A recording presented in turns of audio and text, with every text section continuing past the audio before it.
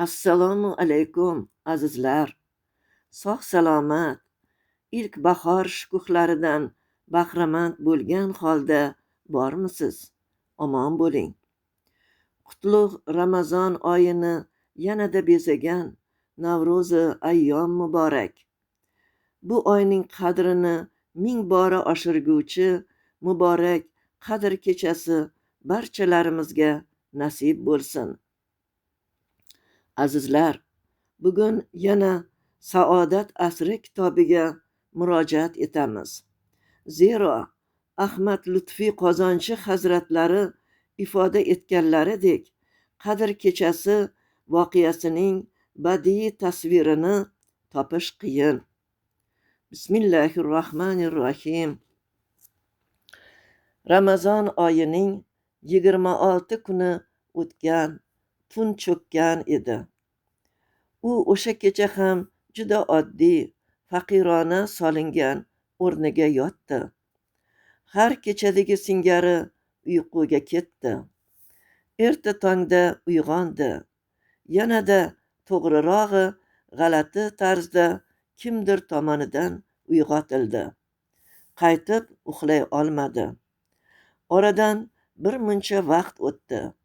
To'satdan g'orda umrida hech ko'rmagan bir xilqat paydo bo'ldi. Bu tush emas, o'ngi edi. Allohning maxsus vazifa bilan jo'natilgan vahiy farishtasi Jabroil edi u.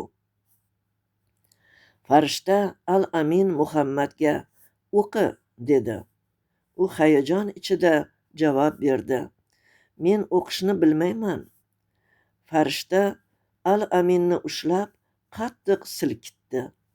Shunday siqar ediki, buyuk Amin suyaklarining qisirlaganini his etdi. So'ngra qo'yib yubordi va yana o'qi deb buyurdi. Men umrimda o'qigan inson emasman. Boshqacha javob berishi ham mumkin emas edi. Shu kungacha o'qishni o'rganmagan edi. Nima o'qishi lozimligini ham bilmasdi. Farishta uni 3-chi marta tutib siqqanda Al-Amin butunlay holdan toydi. Endi bu dunyodan umidini batamom uzdi. Taqdirga tan berdi. Bu daf'a farishta 5 oyatdan iborat ilk vahiyni Muhammadning xotirasidan sira ham o'chmaydigan qilib ruhi va ongiga singdirdi. Yaratgan zot bo'lmish Parvardigoringiz nomi bilan o'qing. U insonni laxtaqondan yaratgan. O'qing. Sizning Parvardigoringiz qalamni, ya'ni yozishni o'rgatgan o'ta karamli zotdir. U zot insonga uning bilmagan narsalarni o'rgatdi. Qur'oni Karim Alaq surasi 1-5 oyatlar. Shundan keyin farishta g'oyib bo'ldi. Buyuk Amin umrida ko'rmagan, uchratmagan, eshitmagan, xayoliga ham kelmagan g'aroyib hodisa qarshisida o'zini yo'qotib qo'ygan, qattiq larzaga tushgan edi. Kechqurun Muhammad ibn Abdulloh tarzida kirgan g'ordan u tong saharda Muhammad Rasululloh sallallohu alayhi vasallam bo'lib chiqqan edi.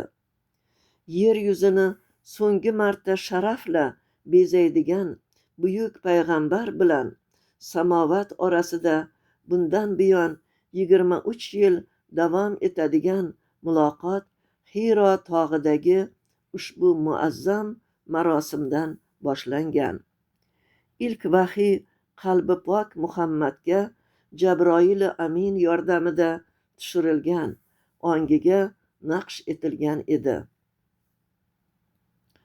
Hiro tog'ining tik qoyalari orasidagi g'ordan butun koinotni qamrab olajak rahmat timsoli, hidoyatning eng buyuk va so'nggi yo'lboshchisi, Allohning eng sharafli, eng suyukli, eng buyuk payg'ambari qoyalar orasidan asta pastga tushib kelardi.